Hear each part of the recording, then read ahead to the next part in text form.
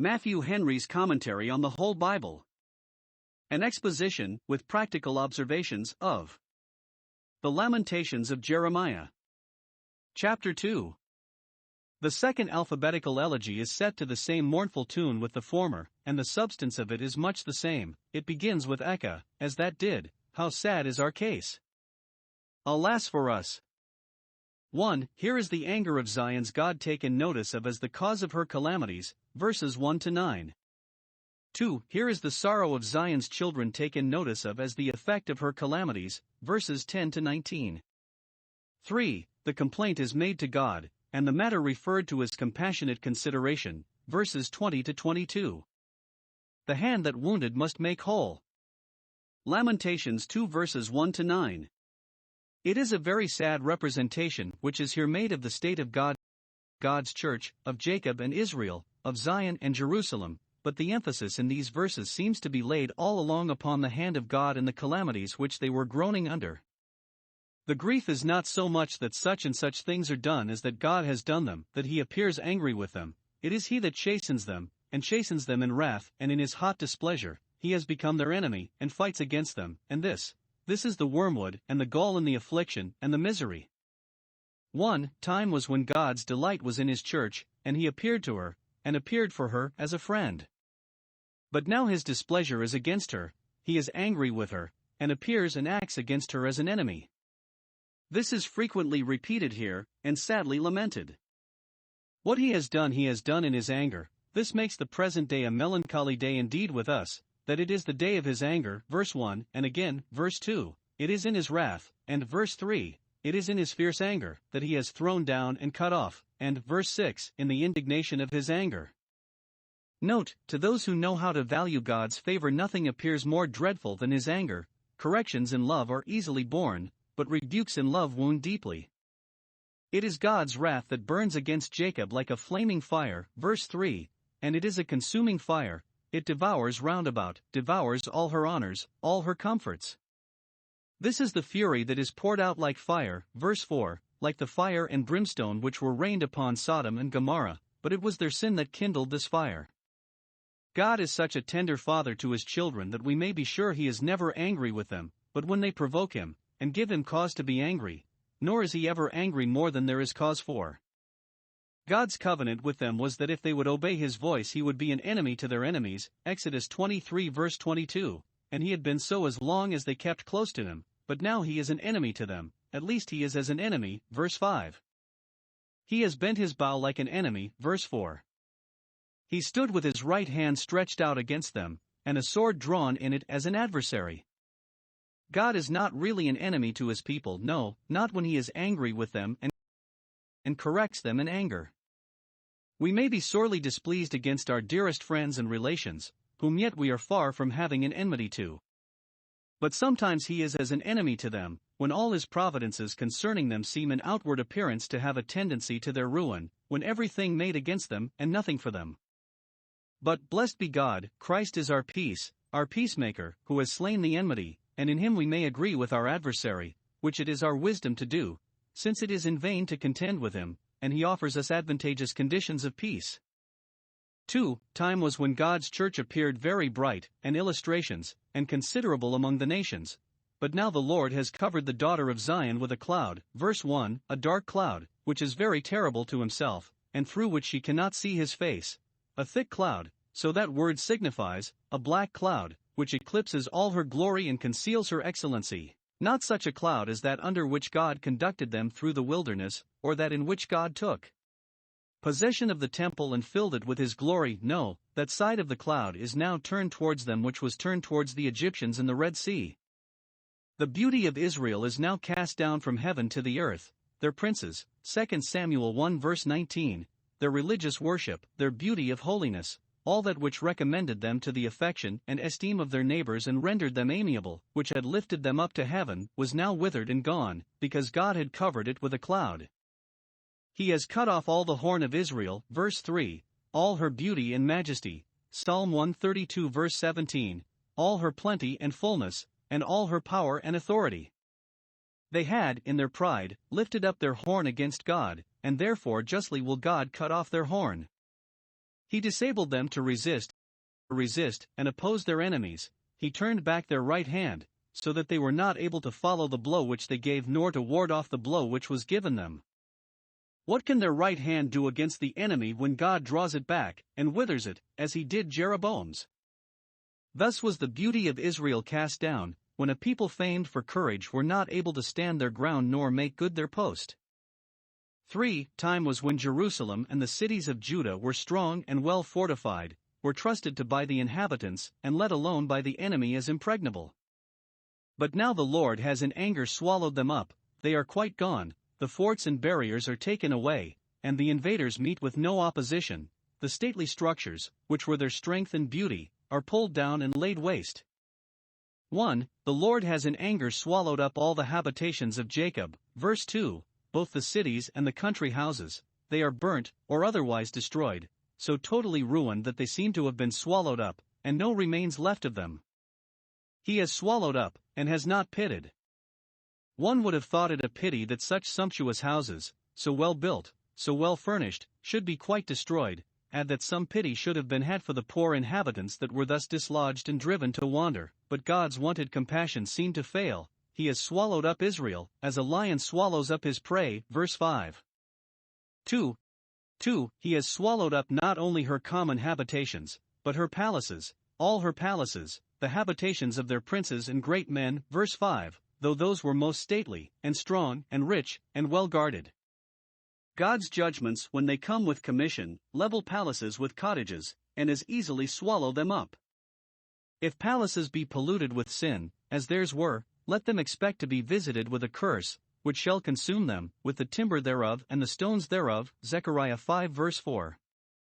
3. He had destroyed not only their dwelling places, but their strongholds, their castles, citadels, and places of defense. These he has thrown down in his wrath, and brought them to the ground, for shall they stand in the way of his judgments, and give check to the progress of them? No, let them drop like leaves in autumn, let them be raised to the foundations, and made to touch the ground, verse 2. And again, verse 5, he has destroyed his strongholds, for what strength could they have against God? And thus he increased in the daughter of Judah mourning and lamentation, for they could not but be in a dreadful consternation when they saw all their defense departed from them. This is again insisted on, verses 7 to 9.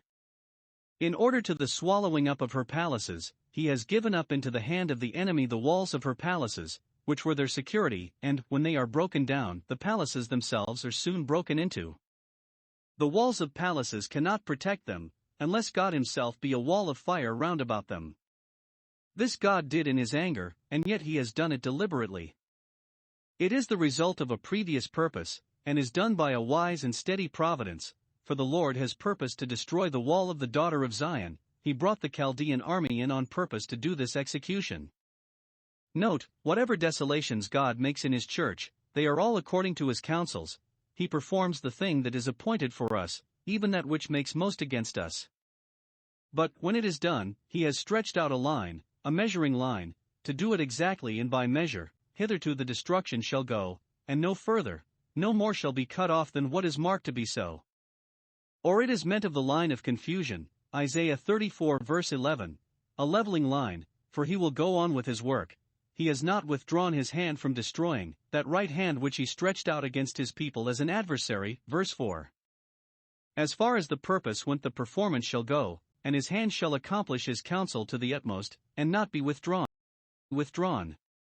Therefore he made the rampart and the wall, which the people had rejoiced in, and upon which perhaps they had made merry, to lament, and they languished together. The walls and the ramparts, or bulwarks, upon them, fell together, and were left to condole with one another on their fall. Her gates are gone in an instant, so that one would think they were sunk into the ground with their own weight, and he has destroyed and broken her bars, those bars of Jerusalem's gates which formerly he had strengthened. Psalm 147 verse 13. Gates and bars will stand us in no stead when God has withdrawn his protection. For a time was when their government flourished, their princes made a figure, their kingdom was great among the nations, and the balance of power was on their side. But now it is quite otherwise. He has polluted the kingdom and the princes thereof, verse 2. They had first polluted themselves with their idolatries, and then God dealt with them as with polluted things. he threw them to the dunghill, the fittest place for them. He has given up their glory, which was looked upon as sacred, that is a character we give to majesty, to be trampled upon and profaned, and no marvel that the king and the priest, whose characters were always deemed venerable and inviolable, are despised by every body, when God has, in the indignation of his anger, despised the king and the priest. Verse 6. He has abandoned them. He looks upon them as no longer worthy of the honors conveyed to them by the covenants of royalty and priesthood, but as having forfeited both. And then Zedekiah the king was used despitefully, and Sariah the chief priest put to death as a malefactor. The crown has fallen from their heads, for her king and her princes are among the Gentiles, prisoners among them, insulted over by them. Verse 9, and treated not only as common persons, but as the basest, without any regard to their character. Note, it is just with God to debase those by his judgments who have by sin debased themselves. 5. Time was when the ordinances of God were administered among them in their power and purity, and they had those tokens of God's presence with them, but now those were taken from them. That part of the beauty of Israel was gone which was indeed their greatest beauty. 1. The ark was God's footstool, under the mercy seat, between the cherubim. This was of all others the most sacred symbol of God's presence. It is called his footstool. 1 Chronicles 28 verse 2, Psalm 99 verse 5, 132:7. There the Shechinah rested, and with an eye to this Israel was often protected and saved, but now he remembered not his footstool. The ark itself was suffered, as it should seem, to fall into the hands of the Chaldeans. God, being angry, threw that away, for it shall be no longer his footstool. The earth shall be so, as it had been before the ark was. Isaiah 66 verse 1. Of what little value are the tokens of his presence when his presence is gone? Nor was this the first time that God agave his ark into captivity. Psalm 78 verse 61. God and his kingdom can stand without that footstool. 2. Those that ministered in holy things had been pleasant to the eye in the tabernacle of the daughter of Zion. Verse 4. They had been purer than snow, whiter than meal. Chapter 4 verse 7. None more pleasant in the eyes of all good people than those that did the service of the tabernacle. But now these are slain, and their blood is mingled with their sacrifices. Thus is the priest despised as well as the king. Note, when those that were pleasant to the eye in Zion's tabernacle are slain, God must be acknowledged in it. He has done it, and the burning which the Lord has kindled must be bewailed, but the whole house of Israel, as in the case of Nadab and Abihu. Leviticus 10 verse 6. 3. The temple was God's tabernacle, as the tabernacle, while that was in being, was called his temple. Psalm 27 verse 4. And this he has violently taken away. Verse 6. He has plucked up the stakes of it, and cut the cords. It shall be no more a tabernacle, much less his. He has taken it away, as the keeper of a garden takes away his hovel or shade. When he has done with it, and has no more occasion for it, he takes it down as easily, as speedily, and with a little regret and reluctance as if it were but a cottage in a vineyard, or a lodge in a garden of cucumbers. Isaiah 1 verse 8, but a booth which the keeper makes. Job 27 verse 18. When men profane God's tabernacle, it is just with him to take it from them. God has justly refused to smell their solemn assemblies. Amos 5 verse 21. They had provoked him to withdraw from them, and then no marvel that he has destroyed his places of the assembly. What should they do with the places when the services had become an abomination? He has now abhorred his sanctuary. Verse 7. It has been defiled with sin, that only thing which he hates, and for the sake of that he abhors even his sanctuary, which he had delighted in, and called his rest forever. Psalm 132 verse 14. Thus he had done to Shiloh. Now the enemies have made as great a noise of reveling and blaspheming in the house of the Lord as ever had been made with the temple songs and music in the day of a solemn feast. Psalm 74 verse 4. Some, by the places of the assembly, verse 6, understand not only the temple, but the synagogues, and the schools of the prophets, which the enemy had burnt up. Psalm 74 verse 8. For if the solemn feasts and the Sabbaths had been carefully remembered, and the people constantly put in mind of them, but now the Lord has caused those to be forgotten, not only in the country, among those that lived at a distance, but even in Zion itself, for there were none left to remember them, nor were there the places left where they used to be observed. Now that Zion was in ruins, no difference was made between Sabbath time and other times. Every day was a day of mourning, so that all the solemn feasts were forgotten. Note, it is just with God to deprive those of the benefit and comfort of Sabbaths and solemn feasts, who have not duly valued them, nor conscientiously observed them, but have profaned them, which was one of the sins that the Jews were often charged with. Those that have seen the days of the Son of Man, and slighted them, may desire to see one of those days, and not be permitted. Luke 17 verse 22. 5. The altar that had sanctified their gifts is now cast off, for God will no more accept their gifts, nor be honored by their sacrifices. Verse 7.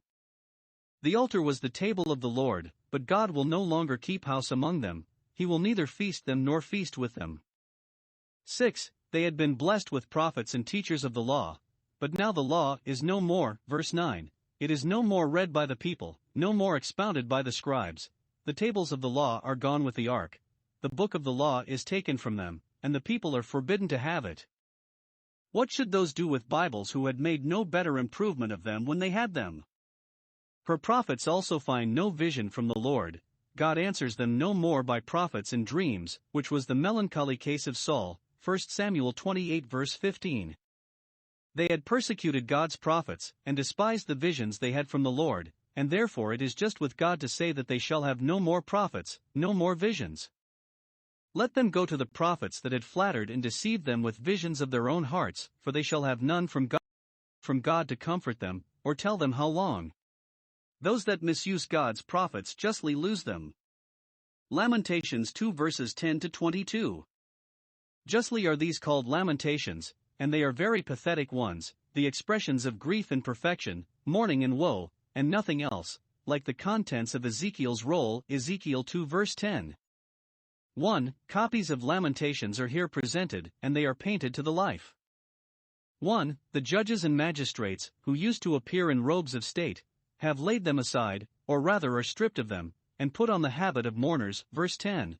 The elders now sit no longer in the judgment seats, the thrones of the house of David, but they sit upon the ground, having no seat to repose themselves in, or in token of great grief, as Job's friends sat with him upon the ground. Job 2 verse 13.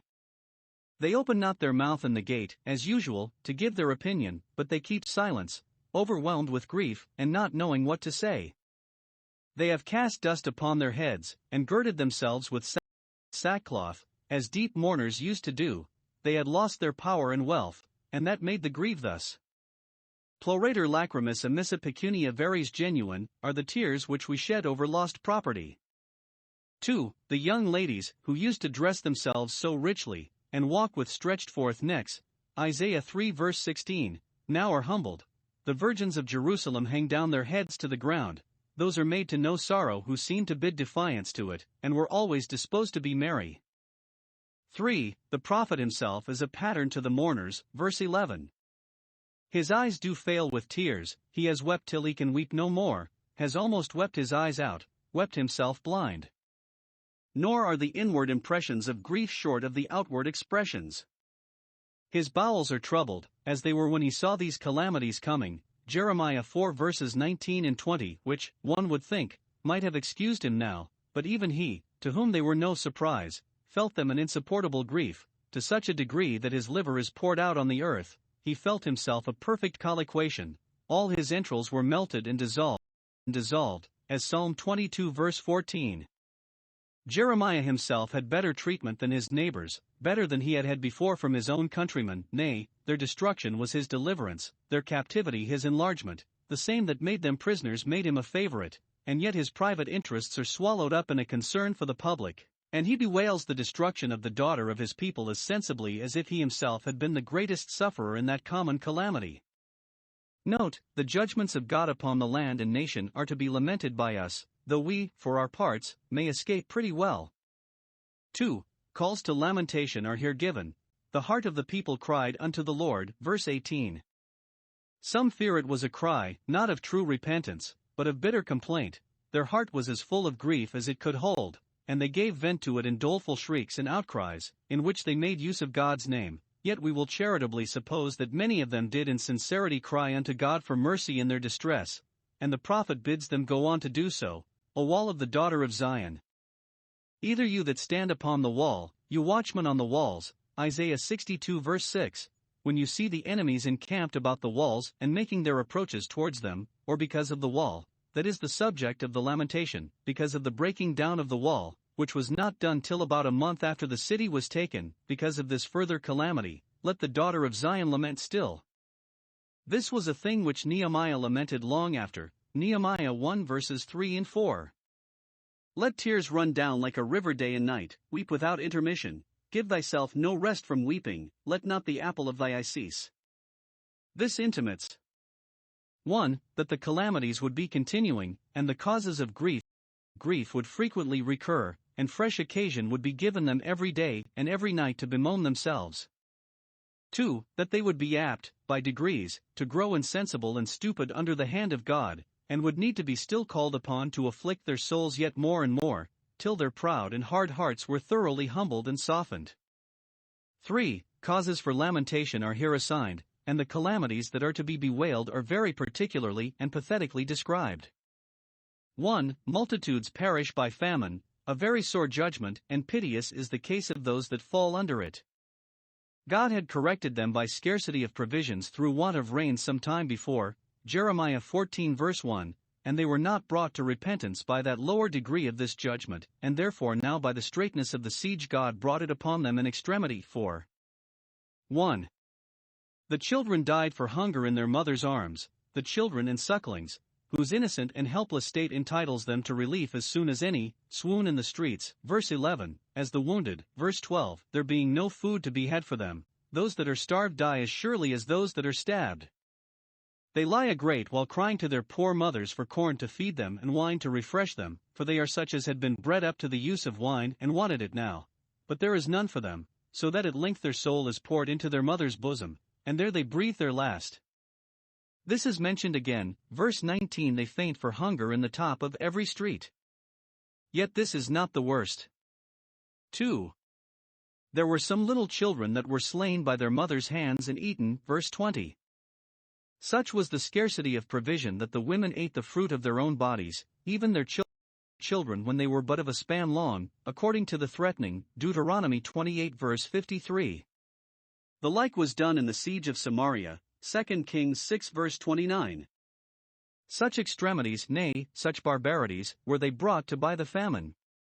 Let us in our abundance thank God that we have food convenient, not only for ourselves, but for our children.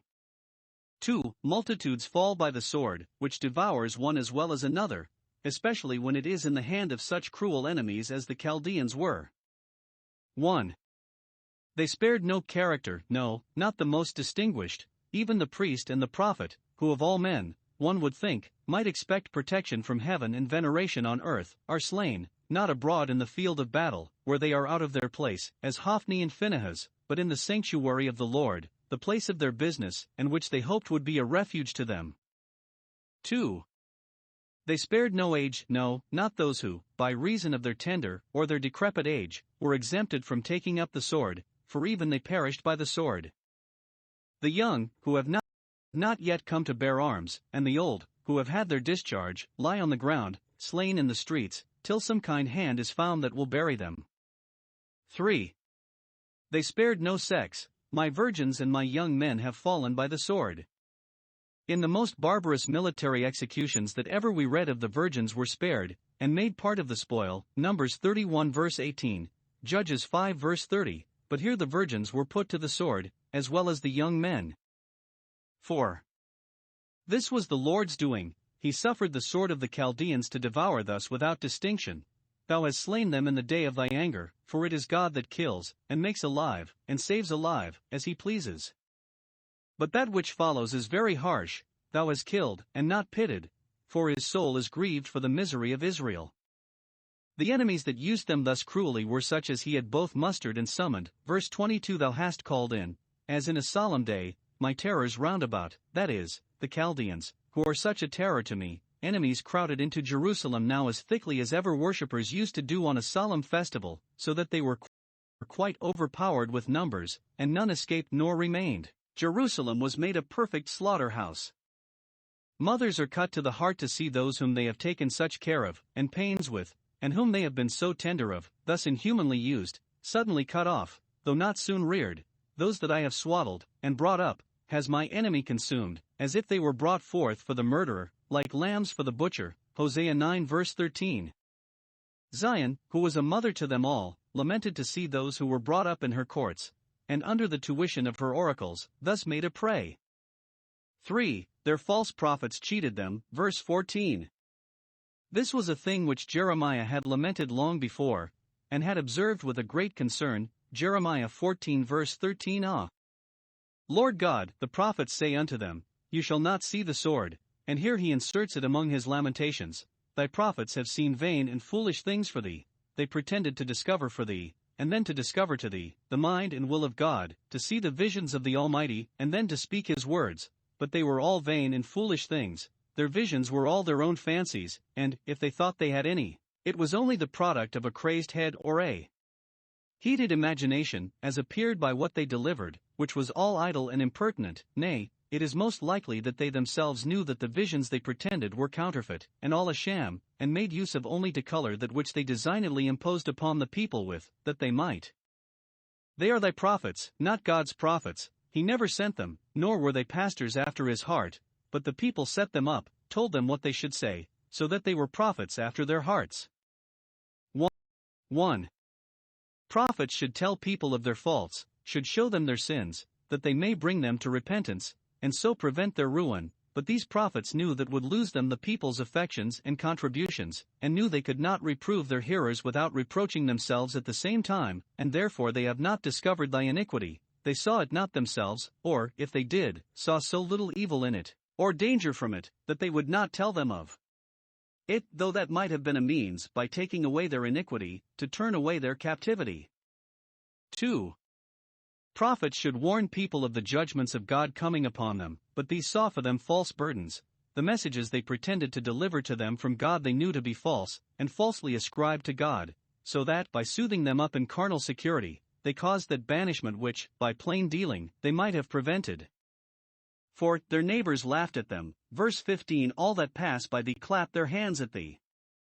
Jerusalem had made a great figure, got a great name, and borne a great sway among the nations. It was the envy and terror of all about, and, when the city was thus reduced, they all, as men are apt to do in such a case, triumphed in its fall. They hissed, and wagged the head, pleasing themselves to see how much it had fallen from its former pretensions. Is this the city, said they, that men called the perfection of beauty? Psalm 50 verse 2. How is it now the perfection of deformity? Where is all its beauty now? Is this the city which was called the joy of the whole earth, Psalm 48 verse 2, which rejoiced in the gifts of God's bounty and grace more than any other place, and which all the earth rejoiced in? Where is all its joy now and all its glorying? It is a great sin thus to make a jest of others' miseries, and adds very much affliction to the afflicted. 5. Their enemies triumphed over them, verse 16. Those that wished ill to Jerusalem and her peace now vent their spite and malice, which before they concealed. They now open their mouths, nay, they widen them, they hiss and gnash their teeth in scorn and indignation, they triumph in their own success against her, and the rich prey they have got in making themselves masters of Jerusalem. We have swallowed her up, it is our doing, and it is our gain, it is all our own now. Jerusalem shall never be either courted or feared as she has been. Certainly this is the day that we have long looked for, we have found it, we have seen it, aha! So would we have it. Note, the enemies of the church are apt to take its shocks for its ruins, and to triumph in them accordingly, but they will find themselves deceived, for the gates of hell shall not prevail against the church.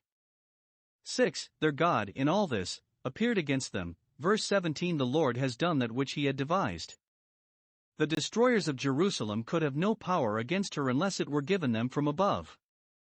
They are but the sword in God's hand, it is he that has thrown down, and has not pitted. In this controversy of his with us we have not had the usual instances of his compassion towards us. He has caused thy enemy to rejoice over thee, see Job 30 verse 11, he has set up the horn of thy adversaries, has given them power and matter for pride. This is indeed the highest aggravation of the trouble, that God has become their enemy, and yet it is the strongest argument for patience under it. We are bound to submit to what God does for 1. It is the performance of his purpose. The Lord has done that which he had devised, it is done with counsel and deliberation, not rashly, or upon a sudden resolve, it is the evil that he has framed, Jeremiah 18 verse 11, and we may be sure it is framed so as exactly to answer the intention. What God devises against his people is designed for them, and so it will be found in the issue. 2. It is the accomplishment of his predictions, it is the fulfilling of the scripture, he has now put in execution his word that he had commanded in the days of old. When he gave them his law by Moses, he told them what judgments he would certainly inflict upon them if they transgressed that law, and now that they have been guilty of the transgression of this law, he had executed the sentence of it, according to Leviticus 26 verse 16, etc., Deuteronomy 28 verse 15. Note, in all the providences of God concerning his church, it is good to take notice of the fulfilling of his word, for there is an exact agreement between the judgments of God's hand and the judgments of his mouth, and when they are compared they will mutually explain and illustrate each other. 4. Comforts for the cure of these lamentations are here sought for and prescribed. 1. They are sought for and inquired after, verse 13. The prophet seeks to find out some suitable acceptable words to say to her in this case. Wherewith shall I comfort thee, O Virgin, daughter of Zion? Note, we should endeavor to comfort those whose calamities we lament, and, when our passions have made the worst of them, our wisdom should correct them and labor to make the best of them. We should study to make our sympathies with or afflicted friends turn to their consolation. Now the two most common topics of comfort, in case of affliction, are here tried, but are laid by because they would not hold. We commonly endeavor to comfort our friends by telling them 1. That their case is not singular nor without precedent. There are many whose trouble is greater, and lies heavier upon them, than theirs does, but Jerusalem's case will not admit this argument. What thing shall I liken to thee, or what shall I equal to thee, that I may comfort thee? What city, what country, is there, whose case is parallel to thine? What witness shall I produce to prove an example that will reach thy present calamitous state? Alas! There is none, no sorrow like thine, because there is none whose honor was like thine. 2. We tell them that their case is not desperate, but that it may easily be remedied, but neither will that be admitted here, upon a view of human probabilities, for thy breach is great, like the sea, like the breach which the sea sometimes makes upon the land, which cannot be repaired, but still grows wider and wider. Thou art wounded, and who shall heal thee? No wisdom nor power of man can repair the desolations of such a broken, shattered state. It is to no purpose therefore to administer any of these common cordials, therefore. 2. The method of cure prescribed is to address themselves to God, and by a penitent prayer to commit their case to him, and to be instant and constant in such prayers. Verse 19. Arise out of thy dust, out of thy despondency, cry out in the night, watch unto prayer. When others are asleep, be thou upon thy knees, importunate with God for mercy, in the beginning of the watches, of each of the 4 watches of the night. Let thy eyes prevent them. Psalm 119 verse 148, then pour out thy heart like water before the Lord, be free and full in prayer, be sincere and serious in prayer, open thy mind, spread thy case before the Lord, lift up thy hands towards him in holy desire and expectation, beg for the life of thy young children. These poor lambs, what have they done? 2 Samuel 24 verse 17. Take with you words, take with you these words, verse 20, behold, O Lord. And consider to whom thou hast done this, with whom thou hast dealt thus. Are they not thy own, the seed of Abraham thy friend and of Jacob thy chosen? Lord, take their case into thy compassionate consideration. Note, prayer is a salve for every sore, even the sorest, a remedy for every malady, even the most grievous. And our business in prayer is not to prescribe, but to subscribe to the wisdom and will of God, to refer our case to him, and then to leave it with him. Lord, behold and consider, and thy will be done.